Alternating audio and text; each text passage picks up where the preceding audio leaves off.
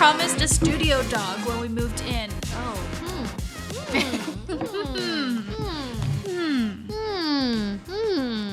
This 10 seconds of silence thing just shows that I cannot shut up.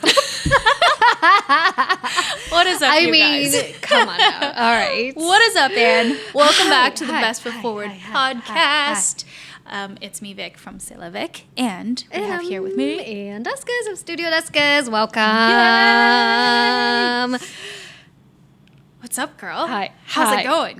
Give us like a, I feel like we haven't recorded in a while. So like just a welcome back, like update us on what's going on. Welcome back. I mean, I'm getting back into the groove of things. You know, my parents were in town for a little bit, so I was hanging out with them, which was nice, but then it also gives me anxiety because I'm away from work, and then I'm like thinking about work, and then, but learning to be in the present is definitely a continuing work for myself. Totally. I totally agree. And I'm about to zoom off and be away from you for 3 weeks. So, no. Yes, I feel the anxiety coming already. I feel the anxiety for you, babe, honestly. But now you're back and you can do all the fun things. Oh my God, we just spent Anne literally spent an hour or something like that weeding out googly eyes for me. And you'll probably know why very soon once this episode goes live. This might come out after. Who knows?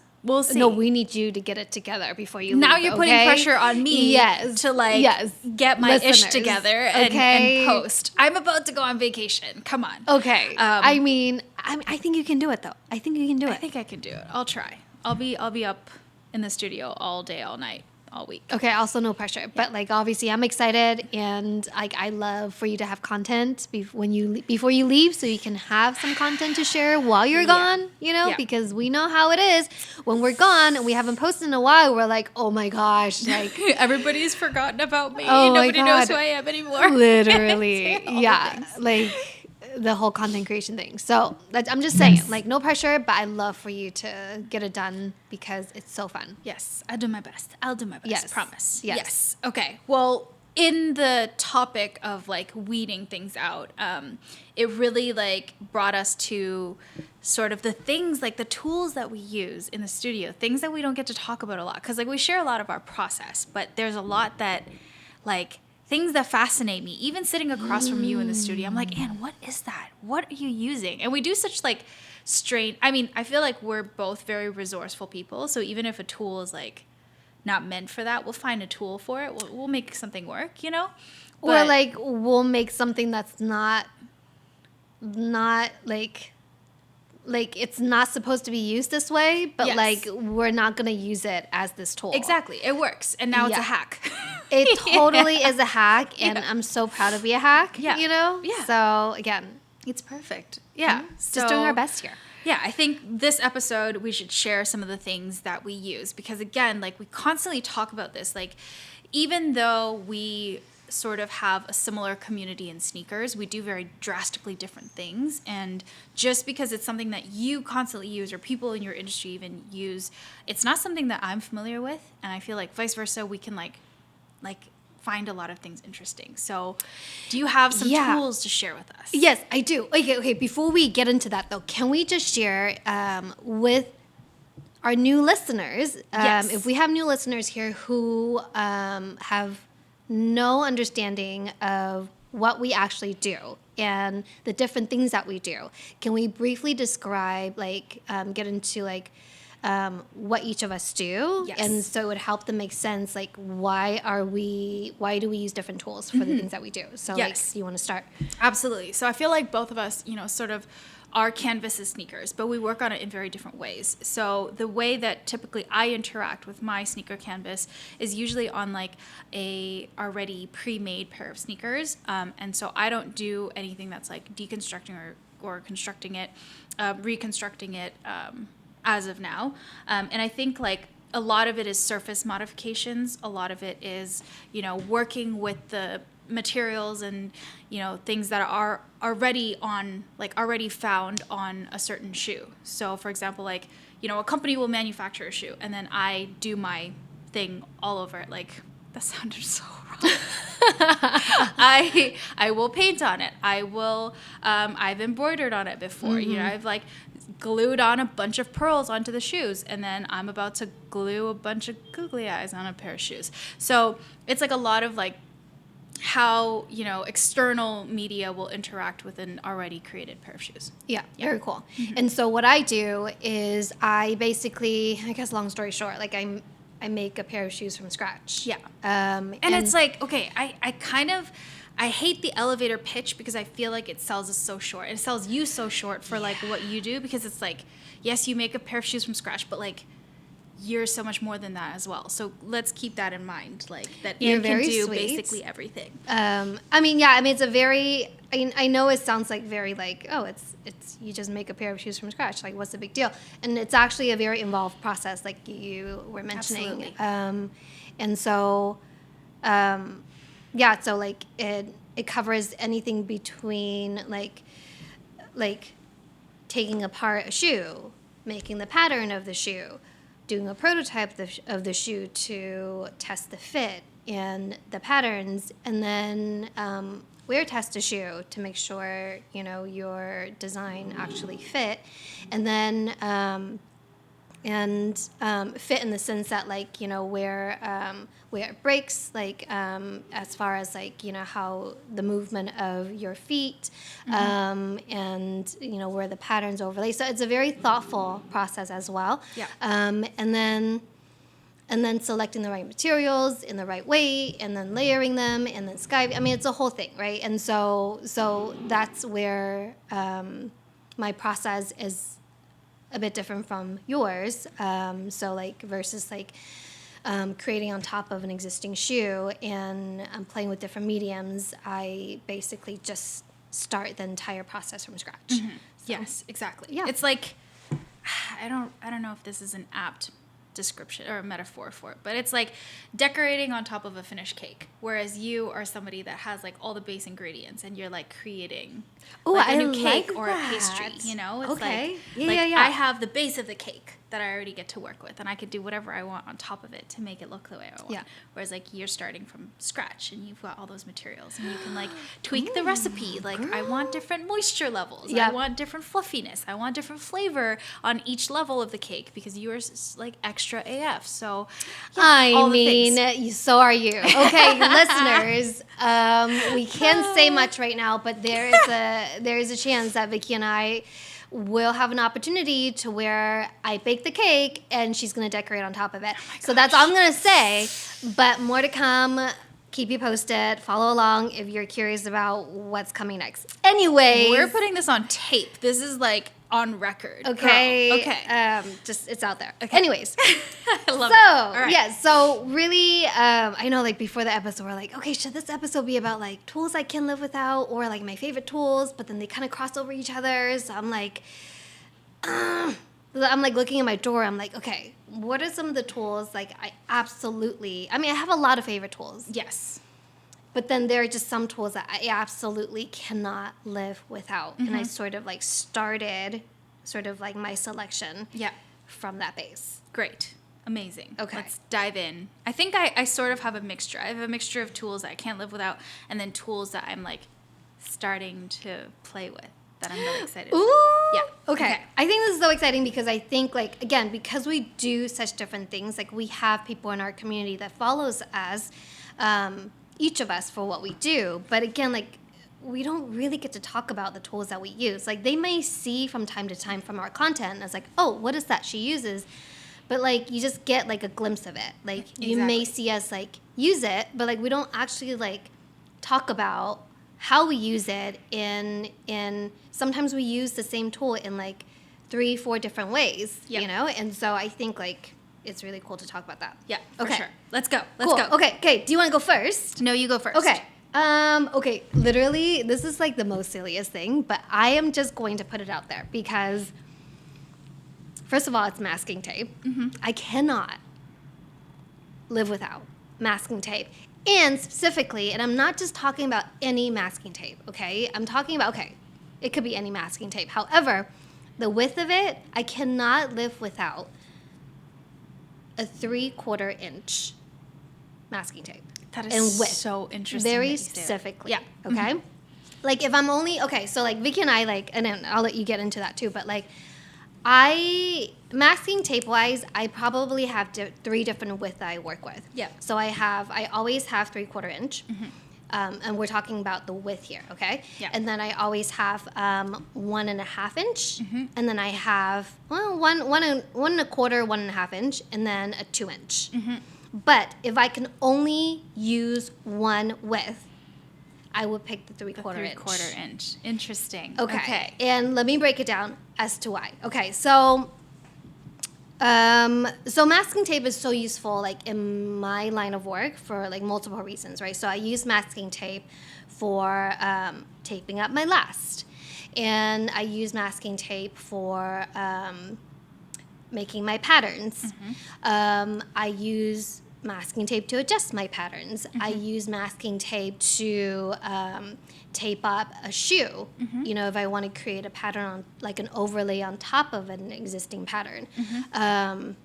I use, what else do I use it for? I use masking tape to like, just like, I don't know, like the tackiness of it to like take stuff off. I don't know, right? Oh, totally. Right? It's so versatile. Yeah, it's so versatile. And the reason why 3/4 inch is so important to me is because I think it just comes down to the versatility of the width. Again, if I can only choose one width, this is the width I would choose. Mostly because like it's really important for me to use like a masking tape that's not as wide for last tape up purpose.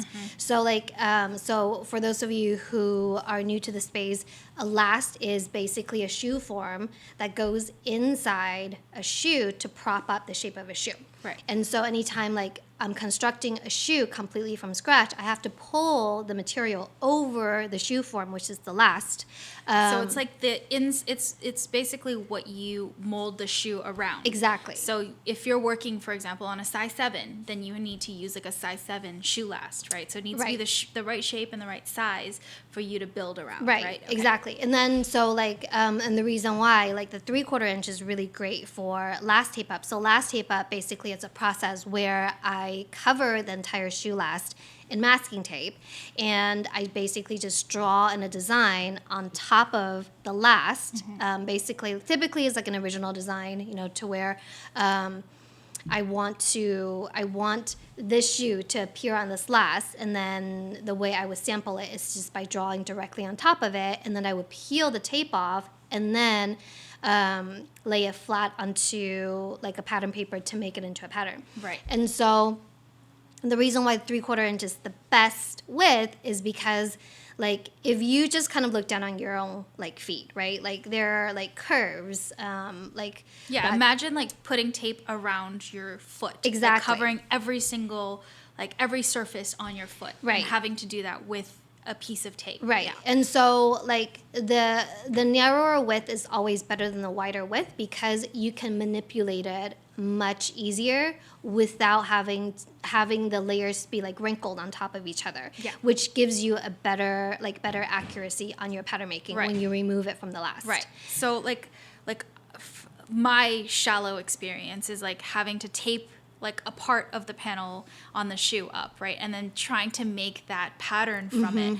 And you know that if you use like a really thick one, if it's like even the slightest angle off, when you pull it off and you like sketch it onto a pattern paper or a piece of leather or something, you put it back on the shoe, it's like it's off, like the curves are off, like everything like that. So that's like basically what you're saying too, right? Like the larger the tape, the more like I guess error that you can come across. It's error, and then also is just like, for example, like if you're working on a bigger size last, it's helpful to have a bigger, like a wider like masking tape. But say like if I'm working with like a woman's size 7 or 6, they're really small. So just imagine like when you use a wider tape, like how much harder would it be when you're trying to wrap the curve like around the last with the wider tape, like it's just going to cause you too much problem because like too much materials to work with. And so that's why like 3/4 is always like the best when you're kind of working in that context.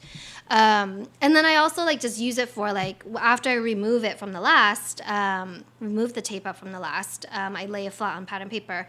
I sometimes like will use the masking tape to connect like paper to make it a bigger piece of pattern paper. So even just like something as simple as that. Just you every know? day. Honestly, I feel like Yeah. we overlook those simple applications Yeah. of these things. Can I just tell the listeners something? So we had our friend Cam come in for a couple of days, and it's so funny because he was here making shoes as well, and he was taping up his last. And I think he asked Anne for some tape, and I think you gave him the 3/4 inch, right? I don't remember. Whatever Yeah. tape you gave Yeah. him, and he was like taping up his last, and then you like stepped out to go to the restroom, and he's just like, I've never seen, like he was telling me, he's like, Vicky, I've never seen someone tape up a last like Ann tapes up a last. Like it is literally perfect. It's like skin tight, you know, and all the seams kind of like line up perfectly. There are no folds. There's like, it's just the most like meticulous tape up of a last he's ever seen. And so he said that to me, and I'm like, yeah, I mean, we both know that Anne is like the most meticulous, and like everything that you do is just very on point and like very, you know, done to the best of your ability. So I feel like, you know, that's just a testament to your craft. OCD. You know? I get it. I support No, that. but here's the thing, like, okay, again, like using a narrower width tape will help with just like ensuring, you know, you get a very clean wrap job and everything's really smooth. Yes, it takes longer because like you get less coverage with each tape, right? Yeah. And so with each piece of tape. So I think it just comes down to like how do you demand, like what do you demand of yourself and the work that you want to extract from it. And I think like for me, when I'm teaching my students too, it's like accuracy to me, it's always very important because yeah, like for a maybe more experienced shoemaker, you know, they can probably get away with like 1/8 of an inch, 1/4 inch like tolerance, you know, but for like a newbie, like it will really throw them off, you know. So I think like if you're gonna do it once, like do it right, you Absolutely. know, and then like it would just again like it doesn't snowball into something later because you made a mistake early on, you know.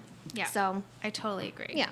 Okay. Well, I mean, in response to your tape, I also use like a lot of painter's tape in taping up things. But you know, because I complain about it all the time, and I'm pretty sure if you've watched any of my recent videos, you guys also know that taping up a shoe for me is two things. I always say it's like training wheels, you know, because like when you're first starting out, you want to cover all the parts that you don't want to splash, like accidentally get paint on, because you can't, some like sock liner, for example, if you get paint on that, you can't remove it. You got to just cover it with a solid color or something like that. And so I've become more and more brazen in that I don't tape up my soles, you know, because I like to see, you know, a lot of people do that and then you do the whole tape reveal and stuff. But I actually don't like that because I feel like sometimes when you tape, if you're not accurate enough, then you actually tape up the part of the shoe that you wanted to add color to. And then when you do your tape reveal like 40 hours later, you're like, oh no, I can no longer color match that and I missed that whole entire strip, you know? So I've taped less and less, but if I were to use a tape or choose a size that I could only use, it's like the 2-inch roll, or like the 1.8-inch roll, just because, you know, that has covered up an entire swoosh for me. When I did Swoosh Sundays, I was like one piece of tape and covered everything. I didn't need more of it. It covers a huge surface area. It's very versatile for what I use it for. I've used it for stencils as well. So instead of just using like stencil paper, I've just taped, you know, masking tape onto like a printing board and then being able to like print out stencils or even hand create stencils from it. So it's like super versatile for me. But it's like so interesting. There are like overlaps in what we use as well. And I always feel like I don't think there's only one right way to do something. Yeah. So even if it's like in your industry or in my industry, different people that do the same thing, we have different ways of doing things. Yeah. So it's always interesting to just hear like what's something else that, somebody else uses that maybe you haven't tried using yet. So different application. Yeah, exactly. Love it. And so I'll touch on something that I also have here that's kind of tape related. This is actually electrical tape. And I know that for painters, like sneaker painters out there, there's the masking tape that you use to tape up the uppers. And then something that's similar to electrical tape is commonly used to tape up the midsole because it's more flexible and you can get a sort of a tighter seal around the midsole and the outsoles if you're taping those up. But I'll sometimes use that when I stencil, when I airbrush, I mean. And I hate taping up a shoe for airbrushing. It takes so long. It's just like, I just hate it. If I could hand paint and it's faster than me setting up to airbrush, I would rather hand paint. Because anything. it's not just about setting up your airbrush, but cleaning up your airbrush, girl. And like taping it, the ends that I did on the shoes back there? It took so long which is like so crazy. It's so crazy. And just to do like one color, and then you have to a peel letter it all back. N. Yes, That's it. Exactly. Or like the soles of actually not the soles, the orange part of that shoe, which is like on the uppers, but you have to, it's like really, some silhouettes have like really annoying panels to tape around. So those ones kind of give me a lot of trouble. But anyways, this electrical tape that I have actually is, it's the Super 33 Plus, if that means anything to anyone. But I actually use this a lot to airbrush thin straight lines. So this came in so clutch when I was doing the Cooper Cup Call of Duty fighter jet cleats, because you had to make these lines of like the metal panels. Yep. And honestly, I don't trust my stencil maker to be able to cut even like lines as thin. Super skinny and it's lines, just so annoying to have to like make those stencils all the time. So really, I just kind of like hand laid these on top of the shoe, and you could get such like thin, crispy lines that it was so nice. And then you just like use the heat gun, and it comes off without residue. And it's perfect. It doesn't lift the paint as long as you like heat it up a little bit. It won't lift the paint underneath. Okay. I got a question for you. So because I don't use electrical tape very often, because I have no need to, of the few times or a handful of times that I have had to use it, I personally have found it not being tacky enough. Mm-hmm.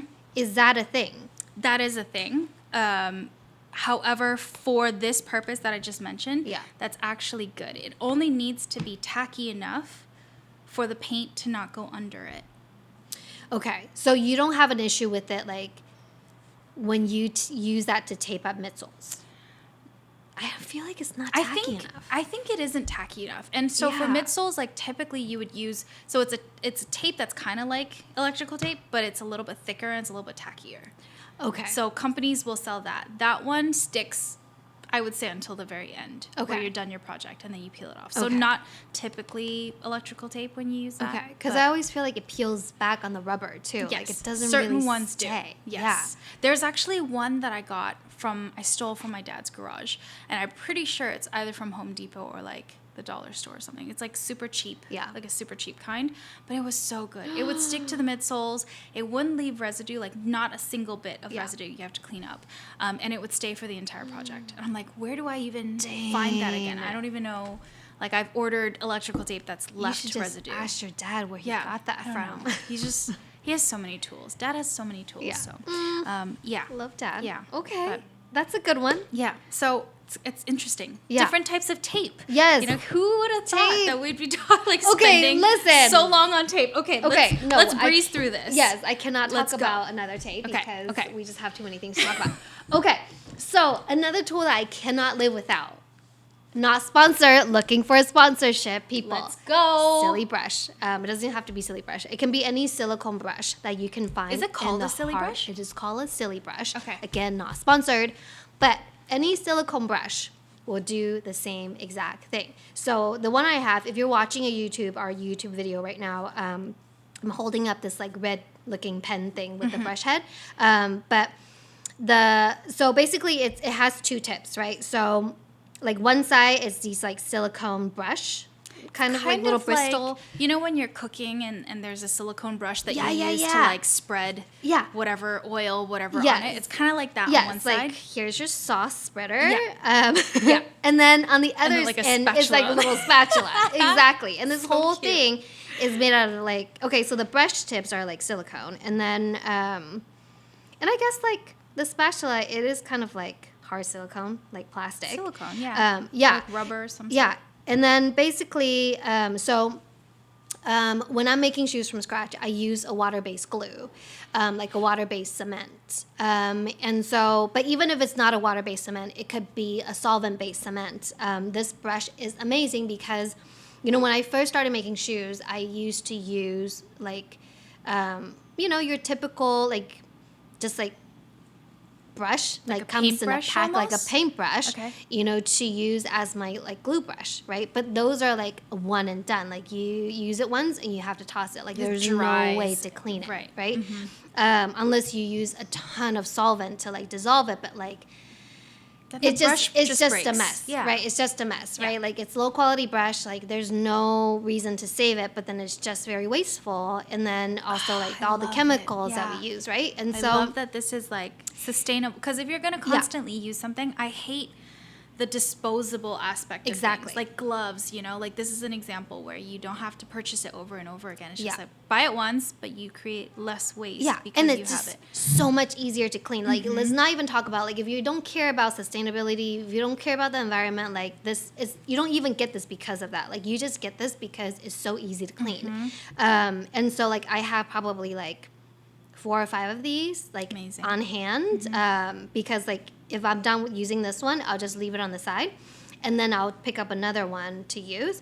And so basically the glue will just dry like on the brush itself. So on either the spatula side or the brush side. And then overnight, like it'll dry to where I can just peel it off, literally peel it off. So satisfying. The next day. Yeah. And so solvent-based glue dries even faster. Literally within like 20 minutes, I can peel it off. But water-based glue like takes a little longer to dry. But again, like it peels right off, leaves no residue on the brush, and it's like completely clean. So I don't have to use water to clean it. I just leave it to air dry. Amazing. So good. It's such a good tool. I love it. So good. Yeah. Okay. That was a fast one. Okay. I got a fast one for you. Okay. I'm pretty sure, you know, at this point, I'm not the first person to talk about it. However, tea. I won't get into it. Anyways, I'm like thinking. Okay. Fast. Okay. So this is a tool, I think, and you also use this. So it's really interesting because we talked about this like when we first met as well. But a friend of mine actually showed me this hack, I guess. It's a friction pen. So it's made by Pilot, and you can get this in a lot of different forms. It doesn't have to be this pen, but essentially it's a heat erase pen. So you can draw on the surface of, you know, a lot of your leathers or like a lot of your components that are on the shoe. And once you use heat, it actually disappears, right? So it's a really good tool for if you're sketching, if you're just like trying to mock something up quickly, but you don't want it to be permanently there. Then this is such a great tool to use. And I think Ann's version is basically just, so this is kind of like a ballpoint pen, you know? It's one of those, if in school you've used it before, like heat erase. So on the back of it, it has a piece of rubber. And when you erase it, it makes the text or the writing disappear. It's kind of like that. And like in fashion, it would be like a heat friction pen. What would you call it? Yeah. So I've used like all sort of different kinds. So like the friction pens comes in like your basic colors. Like so the ones, I don't know the colors that you use typically. Like what do you use? I typically use like this is like a black or a gray color. Okay. Yeah. So I typically I swap between a white, a red, and a blue. And I've never used the white one. The white one is clutch, I need to get the white one. Okay. Like especially on dark leathers. Yes. It's so good. Okay. Amazing. Okay, see, you heard that here first. Yeah.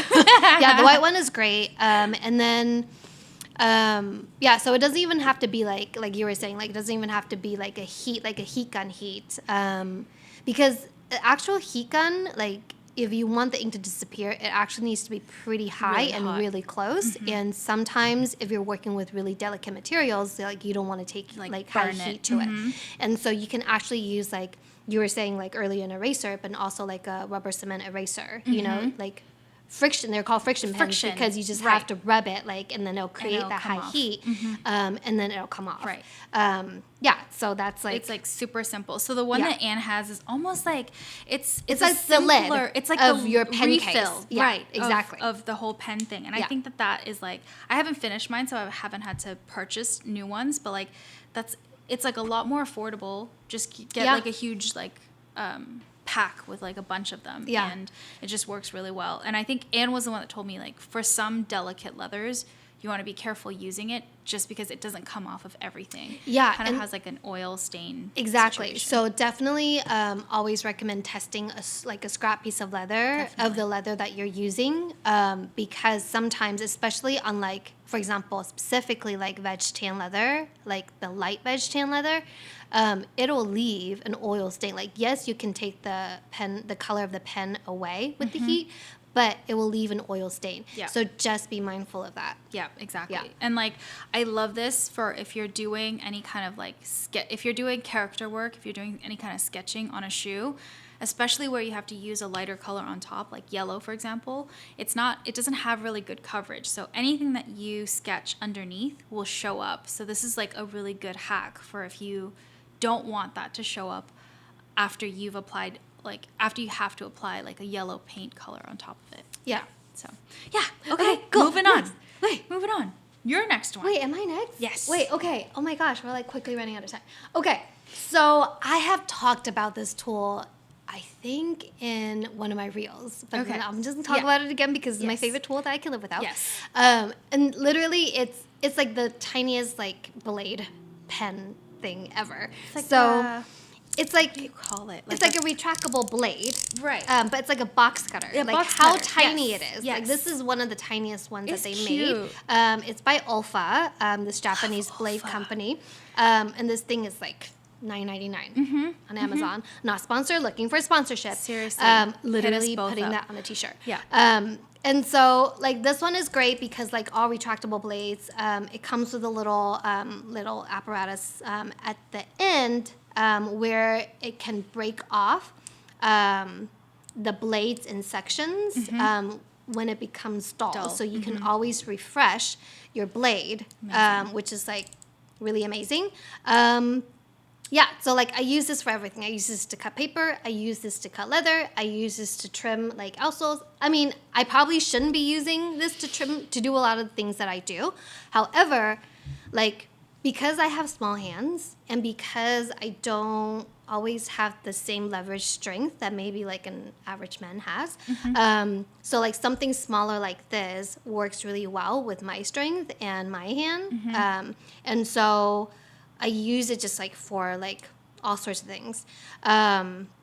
Yeah, so I think you would like agree with me. Like we like the sort of daintier, smaller tools too because one, it allows you to be finer in right, like how much you cut. You can just be like very delicate with that, and then also it just like it's ergonomically better for our hands. Thank you. Yes. That was the word I was looking for. Oh my god! Every time we're on these better, podcasts, cannot like, find cannot vocabulary. Yeah. What? And then also like yes, like I shouldn't be doing this, but like I also use this to sky leather sometimes, which is like not the right tool to use it, but again, it's just like so versatile, like how much you can do with this little sharp knife. Yeah. So. Yeah. And I stand by the Olfa too. So I don't use this blade, but I use like the craft knife. Yep. That's Olfa. That also has like what do you call it? Replaceable blade. Replaceable. I'm like Yep. exchangeable blades. I Who am got I you. exchanging these blades with? We got each other today. Thank you. But yeah, such a great tool. Yeah. Okay. We're running out of time, but I did want to mention One more thing. One more thing each. Oh my god. Yes. Yes. Okay. Do that I one. want to pull this out because this is not a tool that I use all the time, but this is a tool that I've had so much fun experimenting with recently. And if you're watching the YouTube version, I'm just pulling it out so that I know what I'm talking about.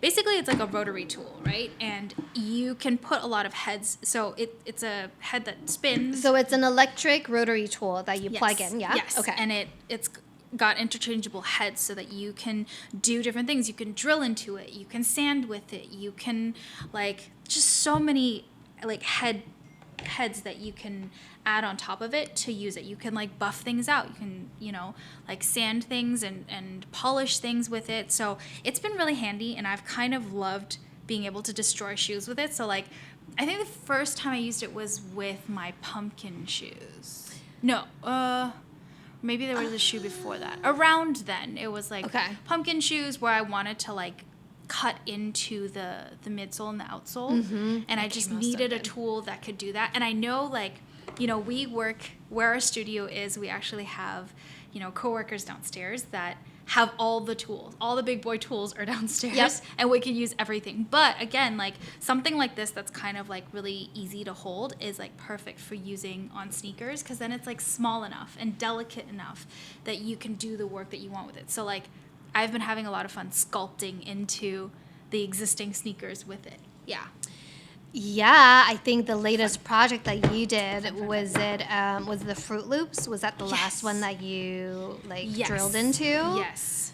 Fruit Loops, the pizza shoes as well, like drilled into it so that. Wait, you did with the pizza shoes too? Yeah, like the interchangeable toppings. Yeah, like just drilled holes, and then you could put the pieces in. So yeah, I've been having so much fun with it, and I feel like there's so much more you could do with it, and I just like it as a tool, because I know like I could like bring a knife to it, I can bring a saw to it, but I just like the control that I have to like carve out things. Totally, especially when you can swap out the tip, yes, like there's so many to choose from, and like honestly I don't even know how half of them work yet.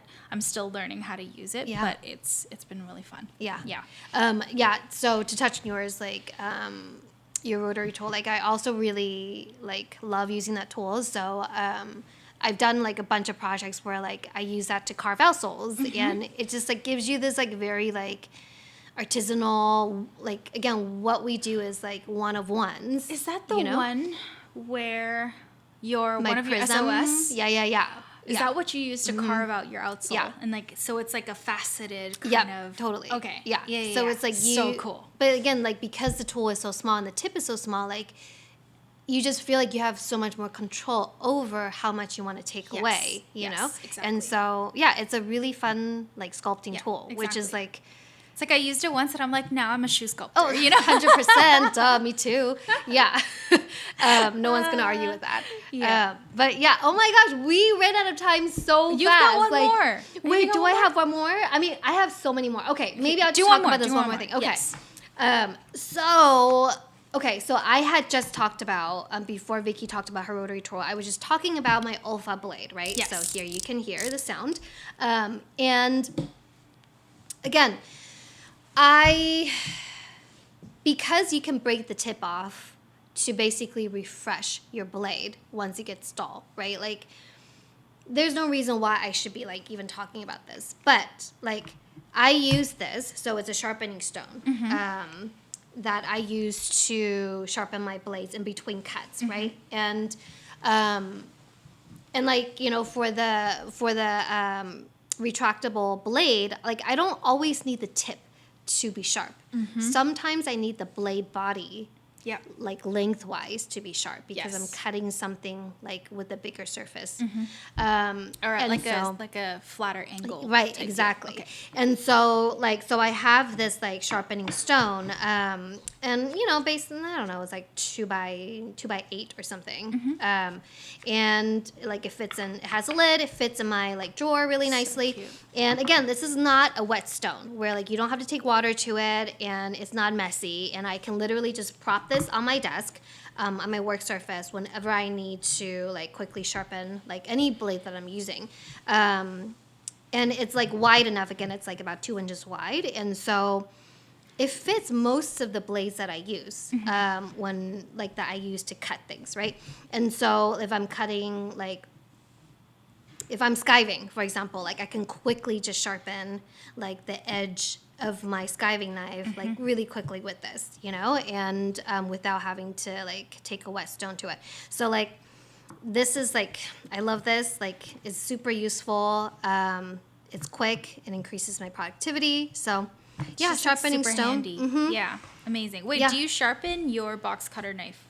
Yes. Your blade with it sometimes too? Yeah, so I do like- that too. okay. So yeah, so I just like go run ahead it like a few times back and forth like that, you know? Yeah. Yeah.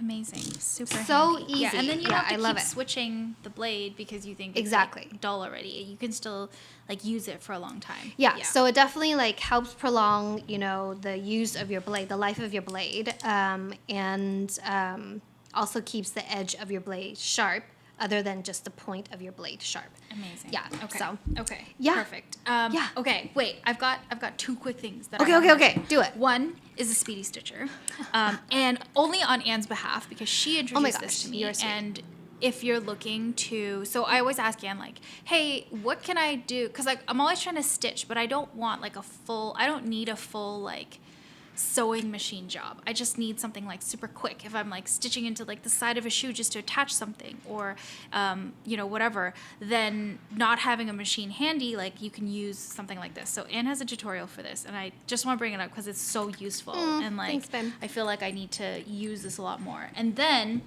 the last thing, which this is something that Anne bought me for Christmas, which is why I need you here to tell me what this is called.